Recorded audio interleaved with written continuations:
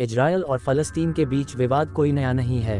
ये किसी से छुपा हुआ भी नहीं है कि दोनों देशों के बीच युद्ध जैसे हालात बरसों से पनपते रहे हैं। अनेकों बार दोनों देशों ने एक दूसरे पर अंधाधुंध गोलीबारी भी की है।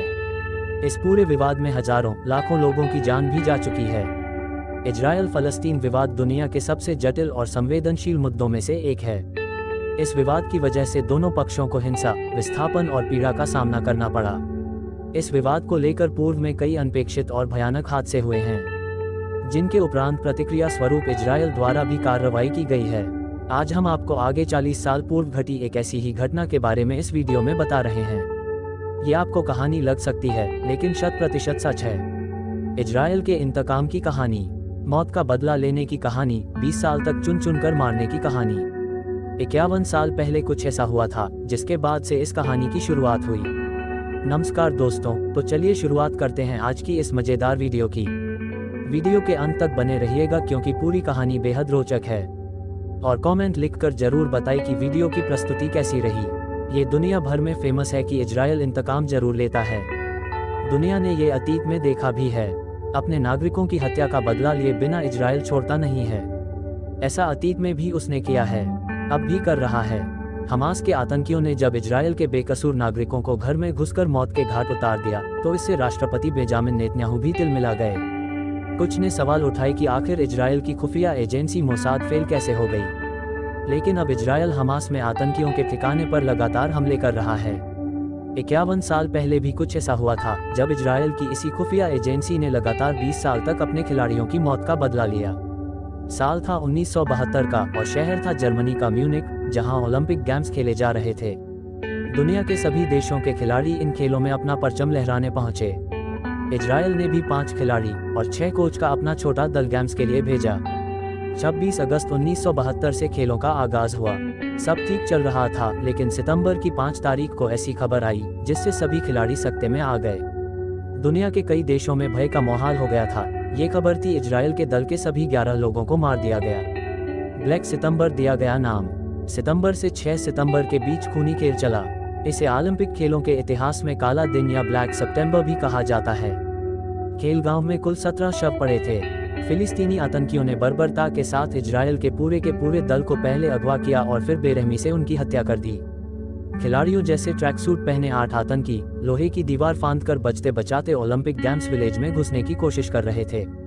इसी दौरान हालांकि कनाडा के कुछ प्लेयर्स पहुंच गए, जिन्हें लगा कि वे किसी दूसरे देश के खिलाड़ी हैं। इन खिलाड़ियों ने भलाई दिखाते हुए दीवार फांदने तक में उनकी मदद की।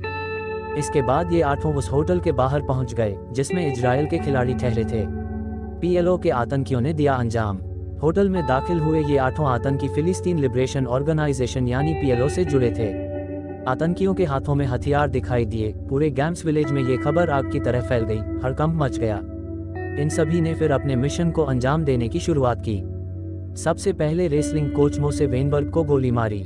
इसके बाद आतंकियों ने होटल के एक कमरे की तलाशी ली और इजरायली दस्ते के सभी बाकी 10 सदस्यों को बंधक बना दिया। जिसने भी आतंकियों से मुकाबले की कोशिश की, उसको मारते गए। आतंकियों ने फिर रखी ये मांग। बाद में खबर फैली कि PLO के आतंकियों ने म्यूनिक इजरायली स्क्वाड को बंधक बना लिया है।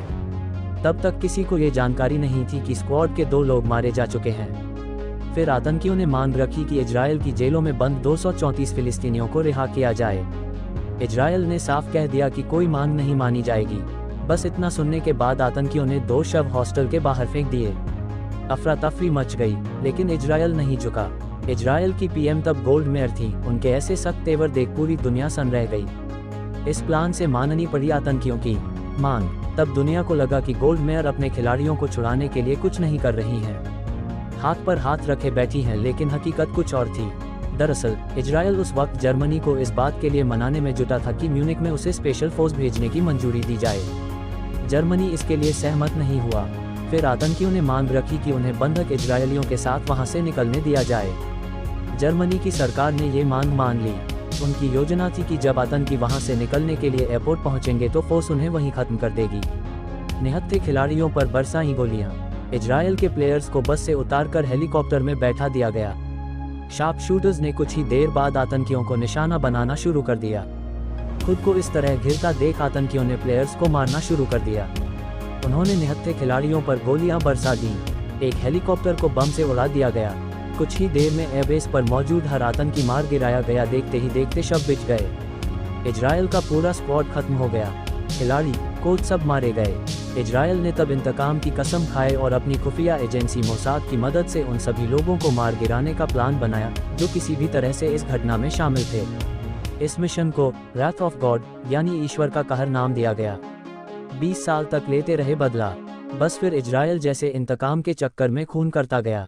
आतंकियों को हथियार मुहैया कराने के शक में एक प्रोफेसर को मोसाद ने 12 गोली मारी। लेबनान में आतंकियों को मारा। किसी होटल में बम से उड़ाया। पीएलओ के ठिकानों पर बमबारी की जिनमें 200 आतंकी और आम नागरिक मारे गए। इजराइल की पीएम जैसे रौद्र रूप धारण किए बैठी थीं। उन्होंने मोसाद को ऐसा मिशन चलाने को कहा जिसके तहत दुनिया में जगह जगह रह रहे उन सभी लोगों को ढेर किया जाए जो किसी भी तरह से ऑपरेशन ब्लैक सितंबर का हिस्सा थे। ऐसा माना जाता है कि मोसाद ने करीब 20 साल तक उन सभी लोगों को चुन चुन कर मारा जो किसी भी तरह से ब्लैक सितंबर का हिस्सा थे। तो है ना जानकारी बेहद रोचक। आपसे निवेदन सिर्फ इतना है कि चैनल में निरंतर बने रहें। वीडियो पसंद आए तो वीडियो को लाइक करें, उत्साह बढ़ाने के लिए कमेंट करें और हो सके तो वीडियो को आगे भी प्रेषित या फॉरवर्ड कर दें। और हाँ, ऊपर बेल नोटिफिकेशन को दबाकर वीडियो को सबसे पहले अपने आप तक पहुंचाने में हमें सहयोग दें। मिलते हैं अगली वीडियो में। आप सभी का बहुत बहुत धन्यवाद।